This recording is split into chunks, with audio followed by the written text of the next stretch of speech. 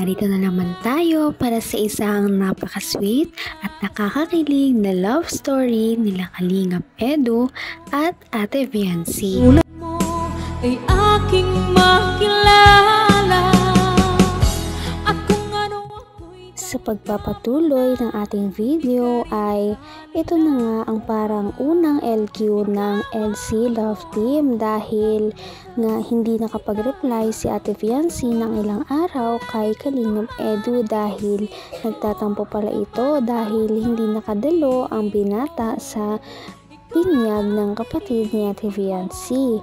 Dahil nung araw daw na yon ay buong araw na naghintay si Ate Viancy sa pagdating niya, ngunit hindi talaga siya dumating kahit na ilang beses daw itong chinat.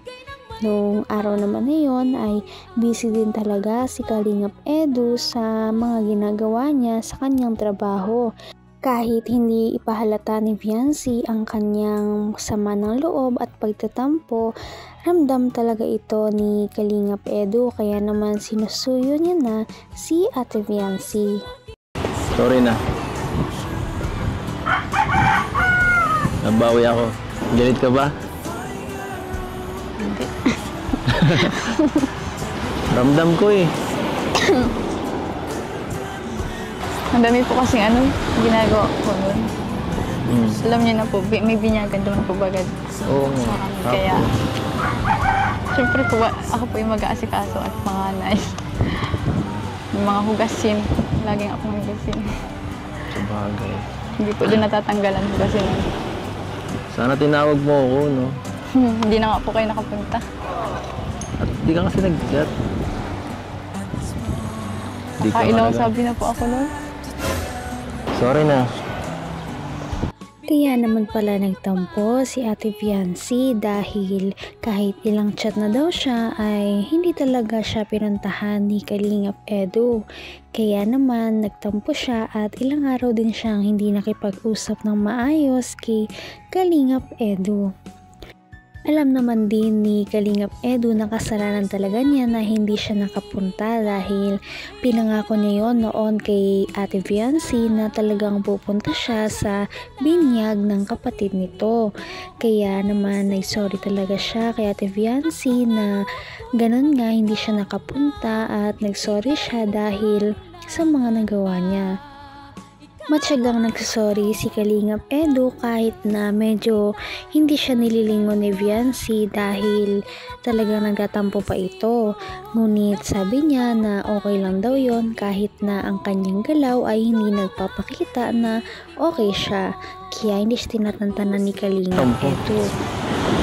Ayos lang po yan. Tapos naman na po. Tapos na. Ang mahalaga po, nabinyagan na po si baby. Buti nga yun. Nagkita na rin naman na po tayo. Kita na. Opo. Saya na. Alam ko naman po na may schedule po kayo kay Kuya Rab po minsan. May mga din po kayo pinagkakaabalahan. Sana po paglingap. Oo nga Mas eh. importante po yun. Importante ka rin naman eh. Gusto ko nga sanang magpa-excuse eh. Kaso nahiya ako. Sorry.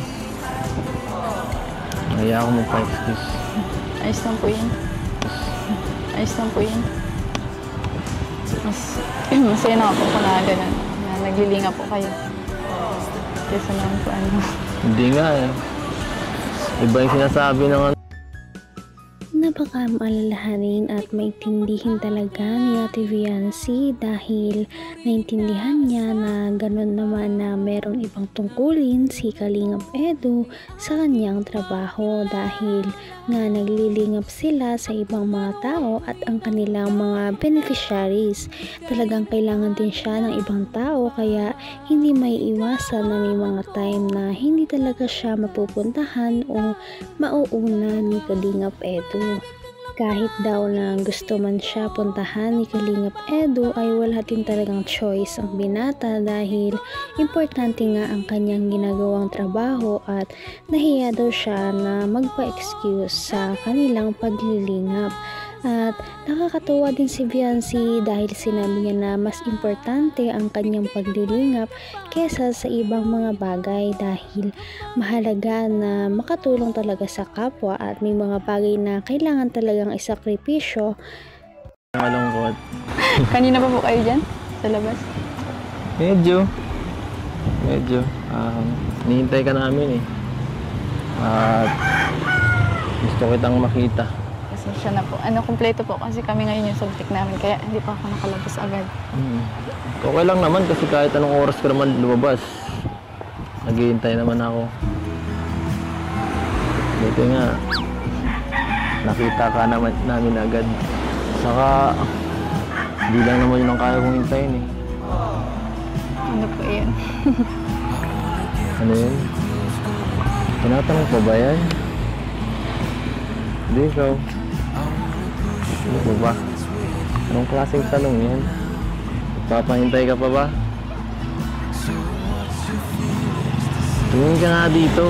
Nabasa na po ata sila. Ha? Nabasa na po ata. Hindi na nga natago ni Viancy ang kanyang mga kilig at ngiti sa mga pagsusuyo sa kanya ni Kalingap Edu dahil sinabi niya na hindi daw talaga siya agad noon makakalabas dahil kumpleto sila noon.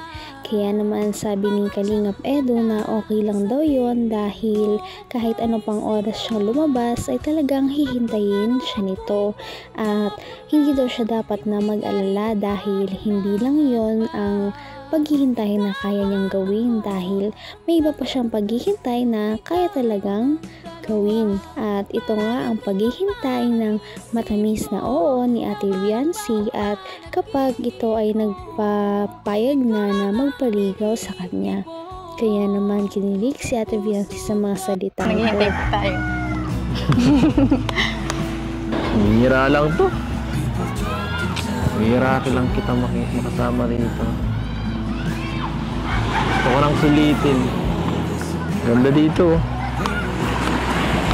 Ganda dito. Tsaka mabreast ko po. Kayo po, kamusta naman po kayo? Ayan. Ito mga nakarang linggo. Medyo nag-overthink ako eh. Overthink. Oo nga.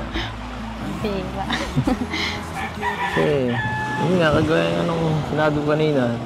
Dahil di ka nagparamdam masyado. Napaisip ako kung ano nangyari sa'yo.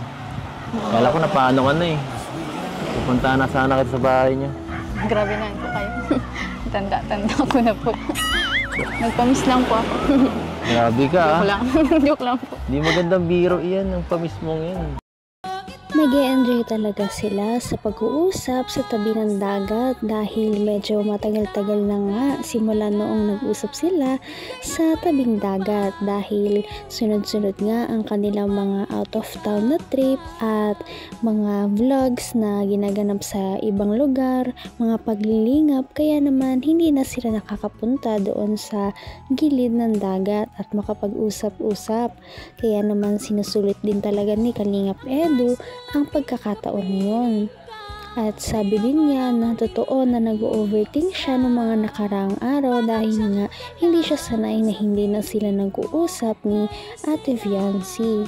Makikita talaga na napapalapit na rin talaga ang dalawa sa isa't isa. Huwag mo nang ulitin. Kung gusto ko po. Kung gusto mo, siya nga pala. Sinusimula na yung bahay niyo. Congrats. Kaya nga po. Thank you po. Kila ko yarab. Congrats. Sitting ko. Grabe, sisimula na yung bahay niyo. Ang laki na. Ang laki-laki. At sigurado, kasya doon kahit 2 pamilya. Kasyang-kasya kahit 2 pamilya. Kahit sumama pa nga ako doon eh. Kasya pa rin.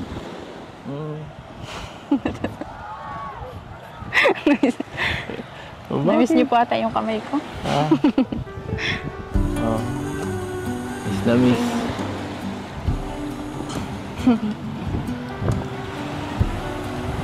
Bakit? Sige na po. Bakit?